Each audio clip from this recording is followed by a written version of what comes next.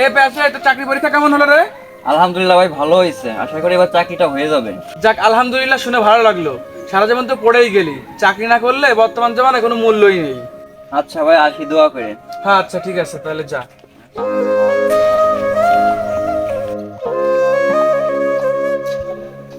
কিরে বন্ধু, তোর পরীক্ষা কেমন হলো?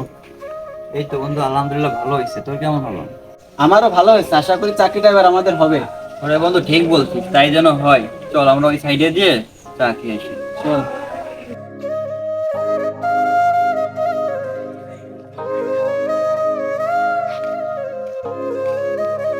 এ মতি ভাই, শুনে যাও তো একটু। আচ্ছা ভাই, রাখেন তো। হ্যাঁ জি ভাই, বলেন। শুনলাম পেয়াস নাকি চাকরি পরীক্ষা দিয়ে আইছে, তা এবার চাকরিটা মনে হয় হয়েই যাবে। হলে তো ভালো হলো। ছেলেটা অনেক পড়াশোনা করে আসছে, সারা জীবন অনেক মেধাবী একটা ছেলে, অনেক পরীক্ষা দিয়েছে। চাকরি হলে তো ভালো হলো। হ্যাঁ সেটাই। দেখো এবার ছেলেটির চাকরি হয় নাকি, সে অনেক পরিশ্রম করে, তার মাথার উপরে অনেক চাপ। তার মা অসুস্থ, বোনের বিয়ে দিতে হবে, ভাইটি পড়াশোনা করে।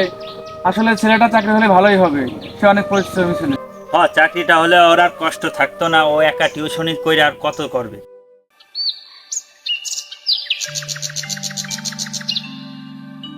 তো বন্ধু চল, আর চাকরি রেজাল্ট দেবে। আমার না অনেক ভয় করতেছে, চাকরিটা আমার খুব প্রয়োজন। হবে তো? আরে তুই এই কথা বললে হবে? তুই হলো ভার্সিটির টপার, দেখিস তোর আগে চাকরিটা হবে। আচ্ছা তুই আগে দেখ। আচ্ছা দাঁড়া দেখি। বন্ধু বন্ধু, আমার তো চাকরিটা হয়ে গেছে, দেখি এবার তোরটা দে তো। দেখতো। কিরে বন্ধু, পাইছিস? সরি বন্ধু, তোর নামটা নাই। ও আচ্ছা।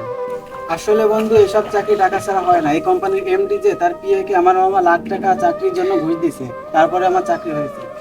ও, কি আর করার, আমার তো টাকা নেই। আচ্ছা বন্ধু, মন খারাপ করিস না, আমি খবরটা দিয়ে আসি সবাইকে। আচ্ছা যাও।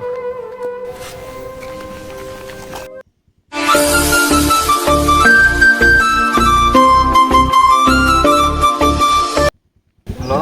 এই তোমার চাকরিটা কি হয়েছে? না, চাকরিটা পাইনি। আমার বাবা আমার জন্য বিয়ে ঠিক করেছে। তুমি আর চাকরিটা পেলে তোমার কথা আমার বাবাকে জানাবো। আচ্ছা বাই, বিয়ের দাওয়াত দিব, চলে এসো খাইতে।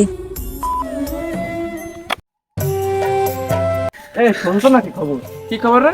আমাদের আরব 1 লাখ টাকা ঘুষ দিয়ে চাকরি পেয়েছে, শুনলাম এখন নাকি সবাইকে মিষ্টি খাওয়াচ্ছে। ও আচ্ছা, আর ওই পেয়াসের কি হলো, ওর কি চাকরি হয়েছে? না, ওর চাকরিটা হয়নি।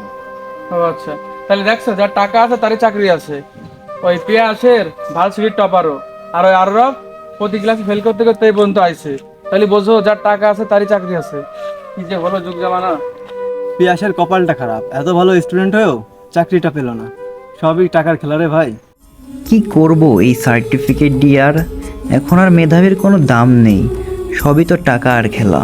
যার টাকা আছে তার কাছে সব কিছুই আছে, যার টাকা নেই তার কাছে কিচ্ছুই নেই।